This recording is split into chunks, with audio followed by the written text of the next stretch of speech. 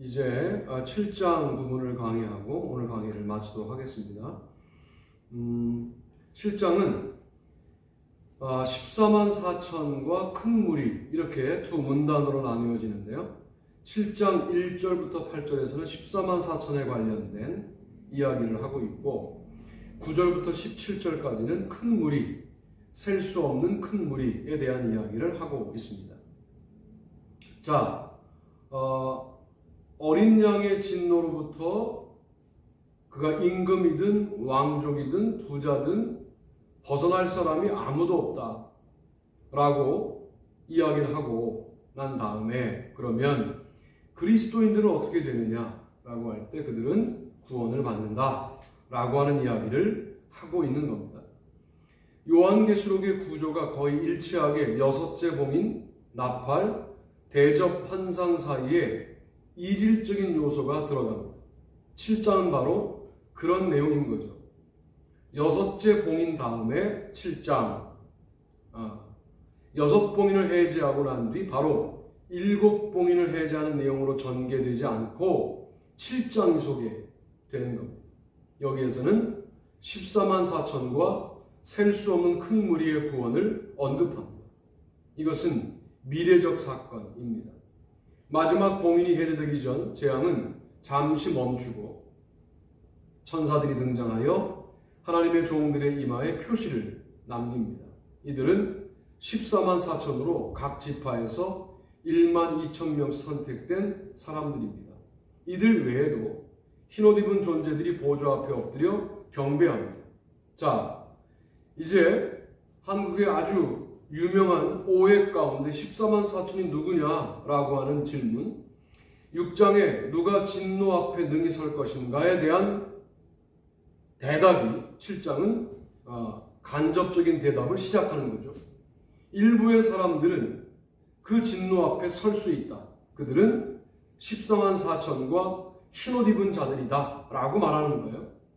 먼저 14만 4천부터 알아봅시다. 1절에 네 천사가 등장됩니다. 이 일 후에 내가 네 천사가 땅 네 모퉁이에 선 것을 보니 그들은 땅의 네 모퉁이 곧 사방에 서서 땅에 보는 사방의 바람을 정지시킵니다. 요한계시록 6장 13절에 큰 바람은 이제 땅과 바다에서 잠시 이 천사들로 인하여 멈추었습니다. 다른 천사가 나타나 바람을 향해 땅에나 바다에나 각종 나무에 불지 못하게 하더라 라고 말합니다. 우리가 우리 하나님의 종들의 이마에 인치기까지 땅이나 바다나 나무들을 해하지 말라. 매우 중요한 의식이라는 거죠. 이것은 바람을 멈추라는 명령이었습니다. 바람의 시작이 하나님의 뜻이었듯 바람의 멈춤도 하나님의 뜻에 의해서 진행됩니다. 네 천사는 바람을 붙잡아 불지 못하게 했지만 이제 새로운 천사의 명령으로 바람이 멈추었습니다. 네 천사가 받은 땅과 바다로 해야 할 권세는 잠시 유보됩니다. 주님의 백성들의 이마에 인칠 때까지 잠시 그 권한은 유보되는 것이죠. 천사들은 하나님의 종들의 이마에 표식을 하는데 이것은 주인이 자신의 소유를 확정짓는 그런 표현이죠. 을 남깁니다. 땅과 바다의 파괴는 인침이 끝난 다음 재개될 것입니다. 14만 4천이 인침을 받습니다. 14만 4천은 상징적인 숫자입니다. 물론 14만 4천은 문자적으로 해석할 수 없습니다. 문자적으로 해석한다면 14만 4천은 모두 유대인이어야만 합니다.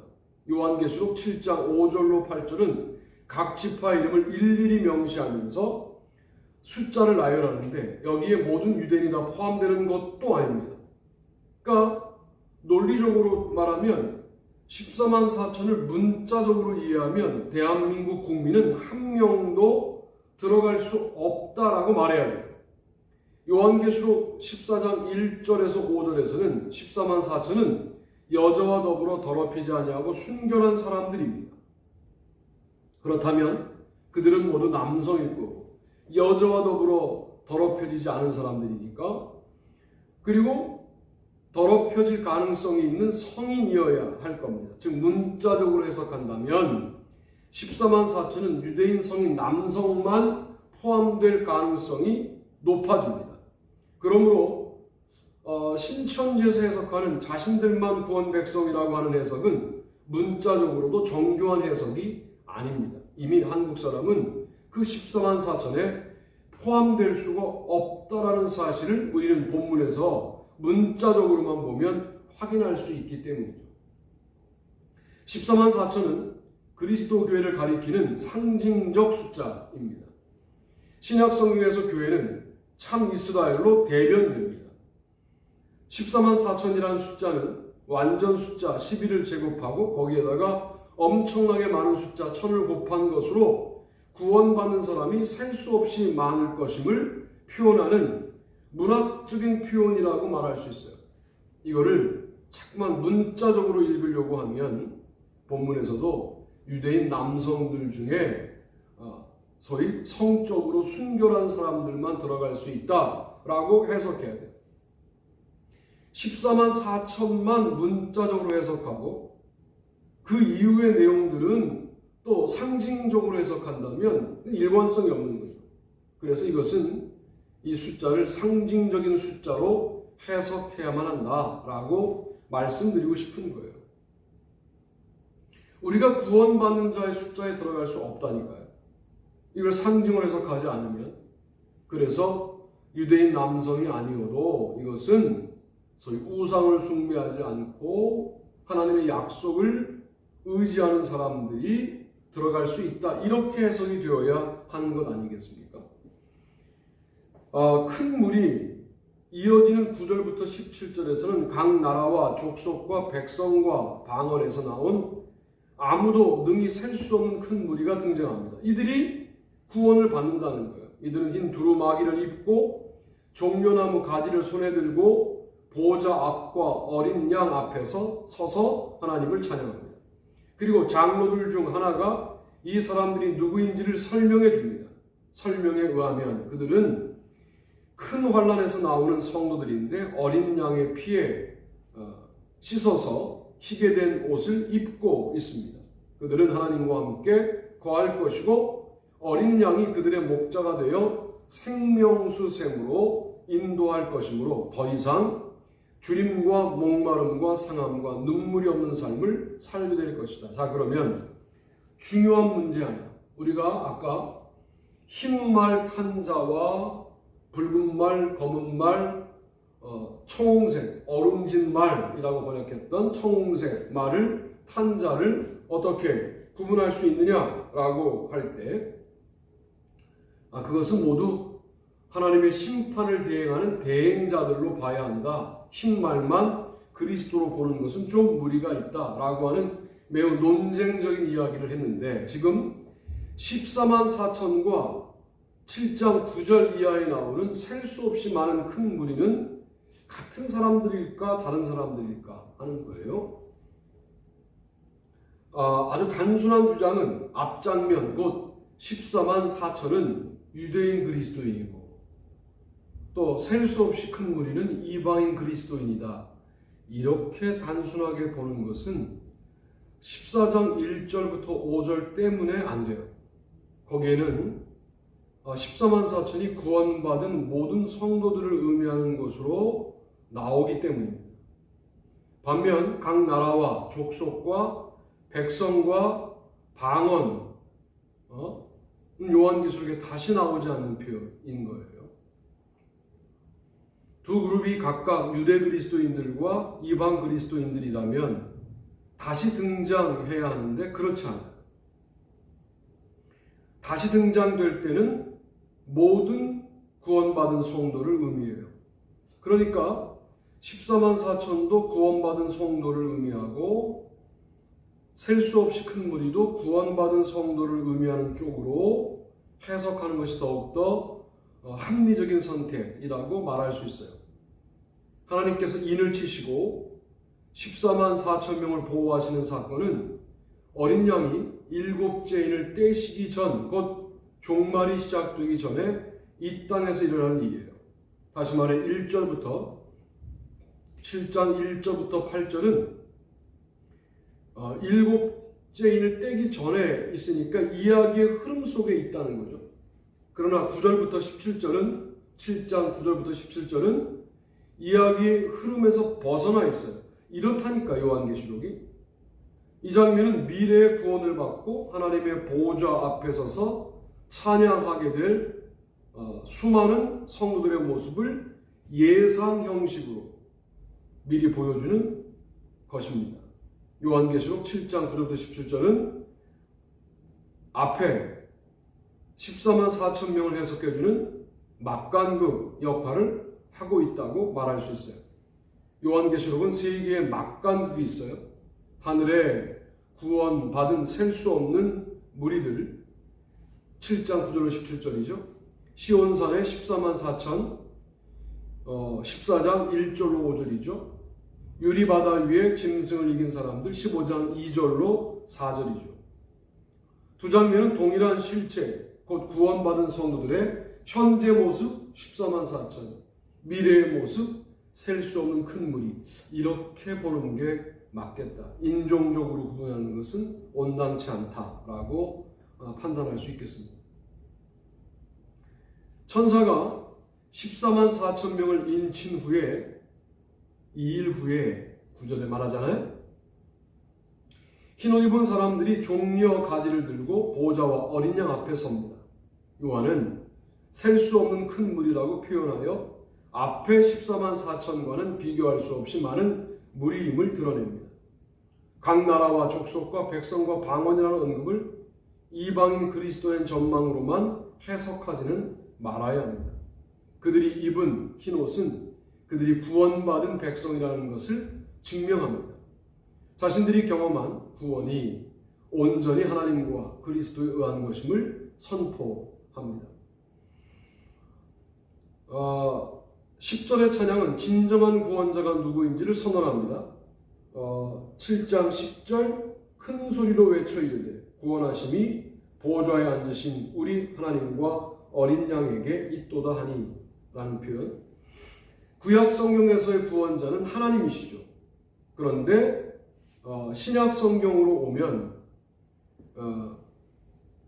예수 그리스도가 세상을 구원할 자로 등극합니다. 하나님 자신도 나 곧 나는 여호와라 나 외에 구원자가 없느니라 라고 본인 스스로 구원자라고 선언도 하시죠.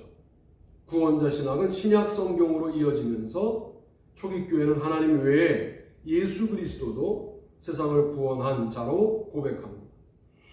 고대 지중해 세계에서 구원자는 사실 황제를 찬양하는 칭호였어요. 로마의 첫 황제 아우구스투스는 내전을 종식시킨 평화의 왕으로 구원자라 칭해졌습니다. 아우구스투스 존귀한 자라는 거 아닙니까?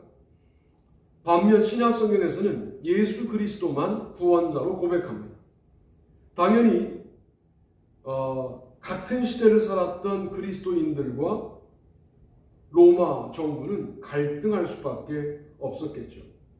그리스도의 구원자 신분은 세상 지배자들의 구원자 칭호와 대립합니다. 기독교인들이 고백하는 구원자는 어린 양입니다. 그것도 죽임 당하신 어린 양. 그러니까 우리는 당하고 사는 것을 어려워해요. 왜죠? 아직도 내 힘으로 너를 이길 수 있다고 판단하기 때문이에요. 우리의 능동적 판단 때문이에요. 당하는 일을 귀하게 여겨요.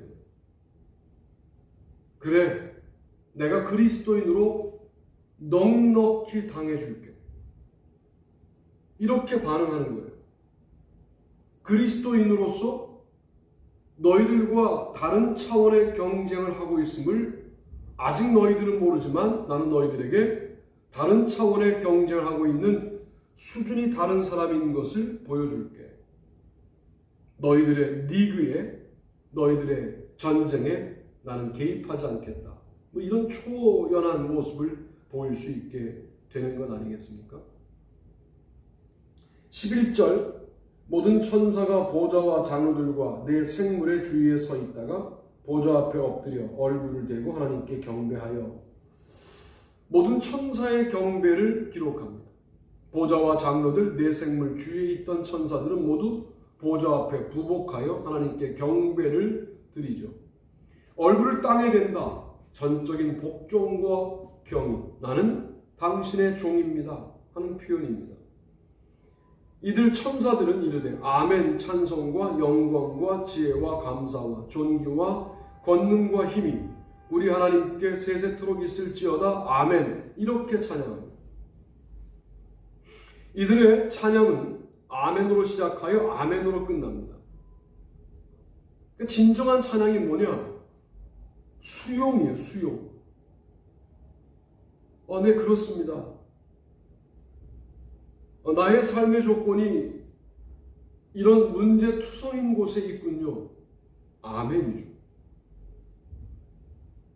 세상 사람들은 너는 설명할 수 없는 문제에 직면한 거야 라고 나의 처한 컨텍스트를 평가할 때 우리는 아멘으로 받아들입니다. 우리 생명의 주인이 주님이시다 라고 고백한다면 생명보다 강력하지 않은 것들, 생명보다 크지 않은 것들은 모두 하나님이 주인이시다. 하나님이 주인 아니신 것이 없다. 생명이 가장 귀하다, 가장 크다, 그것보다 작은 모든 것들의 주인도 하나님이시다. 라고 고백하는 찬양이 뭐냐? 아멘 찬양이죠. 아멘으로 시작하여 아멘으로 끝납니다. 우리의 인생도 가장 아름다운 인생이 뭘까? 알파와 오메가라고 외칠 수 있는 분은 하나님과 그리스도밖에 없고 우리는 아멘으로 시작하여 아멘으로 끝난다. 가장 온전한 신앙생활이 아닐까. 숱한 부조리와 숱한 문제가 분명 있습니다. 있지만 거기에 우리는 흔들리지 않고 그 상황도 말씀을 품은 자로 아멘으로 해석해냅니다. 이게 바로 우리가 회복해야 될 진정한 찬양이 아니냐. 요한계시록 3장 14절에도 아멘이시오 충성되고 참된 증인이시라고 그리스도가 고백합니다. 그리스도의 아멘은 충성되고 참된 증인의 고백이고요. 천사들의 아멘은 아멘으로 시작하여 아멘으로 끝나는 하나님께 대한 신실한 증거가 그들의 찬양임을 보여주는 것이죠. 장로 중 하나가 응답하여 나에게 이르되 이 흰옷 입은 자들이 누구며 또 어디서 왔느냐. 이와 같은 장로들의 질문에 요한은 답할 수 없어서 내 주여 당신은 아시나이다 라고만 말합니다. 내 주여 라는 말은 요한이 장로에게 경의를 표하는 호칭입니다. 요한은 하나님의 보좌 앞에 있는 장로에게 존경을 표합니다. 이어서 장로는 이는 큰 환난에서 나오는 자들인데 어린 양의 피에 그 옷을 씻어 희게 하였느니라고 대답합니다. 흰 옷은 사대 교회에 준 약속, 라오디게 교회에 준 명령에서 이미 등장하였습니다. 흰 옷은 충성된 증인의 옷이고 죄 씻음을 의미합니다. 그래서 죄 씻음을 받은 충성된 증인의 옷, 이렇게 흰 옷을 정리할 수가 있는 거죠. 우리는 그리스도의 피로 씻어야만 흰 옷을 입을 수 있는 존재들이다. 이렇게 정리하여 말할 수 있겠습니다. 그리스도는 자신의 피로서 죄에서 해방하시는 분입니다. 흰 옷 입은 자들은 그리스도의 피에 옷을 씻어 희게 만들었습니다. 그리스도의 피로 옷을 희게 만든 자들은 하나님의 보좌 앞에 있습니다. 그러므로 그들이 하나님의 보좌 앞에 있고 또 그의 성전에서 밤낮 하나님을 섬기며 보좌에 앉으시니가 그들 위에 장막을 치시니 15절 성전에서 밤낮으로 하나님을 섬깁니다. 예배합니다. 밤낮 해야 될 일이 예배입니다. 그리스도의 피로 죄에서 해방된 자들은 하나님의 보좌 앞에서 하나님을 예배할 수 있습니다. 하나님과의 근접성, 하나님께 가까이 갈 수 있는 것은 그들에게 주어진 은혜로운 특권이다라고 말할 수 있습니다. 또 보좌에 앉으신 이가 그들 위해 장막을 치시리니 라는 표현은 하나님의 보호 아래에 있다는 의미예요. 흰옷을 입은 무리는 하나님을 섬기며 그의 장막에 거하는 자들입니다. 하나님의 보호 아래에 있다는 것, 하나님의 보호하심을 의지한다는 것, 그것이 얼마나 아름다운 일인가에 대하여 우리가 깊이 있게 묵상할 필요가 있겠습니다. 내가 뭘 해보려고 하니까 문제가 되잖아요. 하나님의 보호 아래 있으면 모든 것들이 아름다울 수 있다 하는 것이죠. 장막이 상징하는 하나님의 보호하심은 16절과 17절에 구체적으로 표현됩니다. 그들이 다시는 줄이지도 아니하며 목마르지도 아니하고 해나 아무 뜨거운 기운에 상하지도 아니하리니 이는 보좌 가운데 계신 어린 양이 그들의 목자가 되사 생명수 샘으로 인도하시고 하나님께서 그들의 눈에서 모든 눈물을 씻어 주실 것이니라. 뜨겁고 건조한 기후에 살았던 이스라엘 사람들의 경험이 반영된 고백, 또 복인 거죠. 구약에 기록된 하나님의 돌봄은 요한계시록에서 어린 양의 돌봄이 됩니다. 어린 양은 목자가 되어 믿는 자들을 생명수 샘으로 인도합니다. 하나님은 죽이고 목마른 자들, 햇볕 아래 상한 자들의 눈에서 눈물을 씻어 주실 것입니다. 하나님의 장막 아래 있는 것은 생명수를 마시고 하나님의 손길을 체험하는 것으로 구체화됩니다. 하나님께 맡긴다, 이런 우리의 고백 가운데 정답이 있어요. 하나님께 모든 것들을 맡긴다. 그리고도 뭔가 해야 돼요, 우리가. 그래서 뭔가 하는 모든 일들이 능동적일 수는 없다는 거예요. 맡겼으니까. 하나님께 맡기고 뭘 하니까 우리 하는 모든 일들이 적극적일 수는 없다는 거예요. 소극적이죠. 하나님께 맡기고 사니까 우리가 하는 일들이 직접적일 수 없는 거예요. 간접적이죠. 그래서 공로와 업적이 우리 것이 될 수 없고 우리가 해놓은 일로 다른 사람을 비판할 수도 없는 거죠. 이런 믿음을 갖고 우리가 살아가야 한다라고 분명히 말씀을 드릴 수 있겠습니다. 자, 나가는 말을 말하고 세 번째 강의를 마무리하겠습니다. 드디어 요한계시록에서 우리가 궁금해하는 네 가지 색의 말을 탄 자들과 6장이죠. 14만 4천 7장에 등장하는 내용을 살펴보았습니다. 문자적으로 해석하면 해석이 미궁에 빠진다 하는 말을 분명히 제가 했습니다. 흰말의 정체에 대해서, 또 흰말 탄자의 정체에 대해서는 많이 묻는데 그 뒤에 붉은 말 탄자, 검은 말 탄자, 청황색 말 탄자에 대해서는 별 관심을 기울이지 않습니다. 공정하지 않습니다. 그것은 흰말을 탄 자가 다소 긍정적인 역할을 하는 것처럼 보이기도 하고 심판이 아니라 도리어 구원자가 아닐까? 그런 생각이 들어서 그리스도라고 흰말 탄 자를 해석하는 경향들이 있었어요.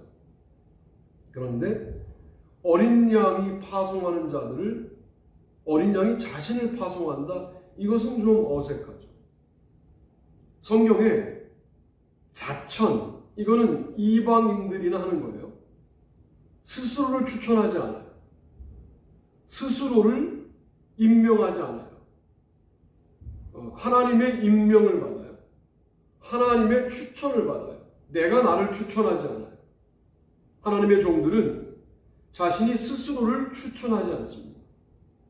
만약 흰말 탄 자가 그리스도라면 본인이 본인을 파송한 게 돼서 성경적이지 않다. 그러므로 말 탄 자들은 모두 하나님의 심판을 대행하는 자들이다. 그 이상도 이하도 아니다. 이렇게 정리해야지 여기서 더 나가는 것은 우리를 미궁에 빠지게 할 것이다 하는 겁니다. 14만 4천도 구원받은 백성입니다. 이것은 현재적인 언급이에요. 왜 그러냐? 일곱 죄인을 떼기 전에 나오는 사건입니다. 셀 수 없이 큰 무리는 일곱째를 떼고 난 다음에 더 먼 미래의 일을 말하는 것으로 보여요. 그래서 셀 수 없이 큰 무리는 앞으로 구원받을 사람들을 의미한다 라고 해석을 해야 우리가 그리스도를 믿어야 될 이유가 분명해지는 것 아니겠습니까? 그러므로 이 둘은 같은 사람들인데 각기 다른 시점에서 언급되고 있다. 우리는 14만 4천은 또 셀 수 없이 많은 무리들은 구원받은 혹은 구원받을 하나님의 백성 곧 그리스도의 교회로 보아야 할 것이다. 로마의 박해를 받고 있던 그리스도 교회 14만 4천, 오늘날의 그리스도 교회 셀 수 없이 큰 무리, 이렇게 해석하면 무리가 없으리라 판단합니다. 여기서 더 나가면 미궁에 빠질 것입니다. 14만 4천이 요한계시록 14장 1절에서 5절에서 다시 한번 등장하는데, 거기서 14만 4천은 여자와 더불어 더럽히지 아니하고 순결한 사람들입니다. 만약 유대인들로만 본다면 유대인 남자들이어야 하고 성인이어야 하는 거잖아요. 여자와 더불어 자기를 더럽힐 결정을 내릴 수 있는 성인, 그러면 유대인 남자 성인만 구원받는다, 이렇게 돼야 되는데 그건 너무 억지 주장이 될 가능성이 높지 않습니까? 하여 우리는 이 부분을 모든 믿는 자들로 해석해야 한다. 구원받을 사람을 숫자로 한정하지 않는 분이 우리 하나님이십니다. 우리가 계속 요한계시록 읽어가면서 조금씩 우리가 알고 있는 것과 다른 결론을 내리게 될지 몰라요. 이때 좀 마음이 어려우시면 그냥 강의 중간에 마음이 어렵다고 좀 말씀해 주시면 좋겠어요. 왜 우리가 어려워졌느냐? 교회에서 훈련을 잘못 받았기 때문이거든요. 그런 부분들은 우리가 하나하나 말씀에 입각하여 수정해 나가는 그런 한 학기가 됐으면 좋겠습니다. 오늘도 고생 많으셨습니다.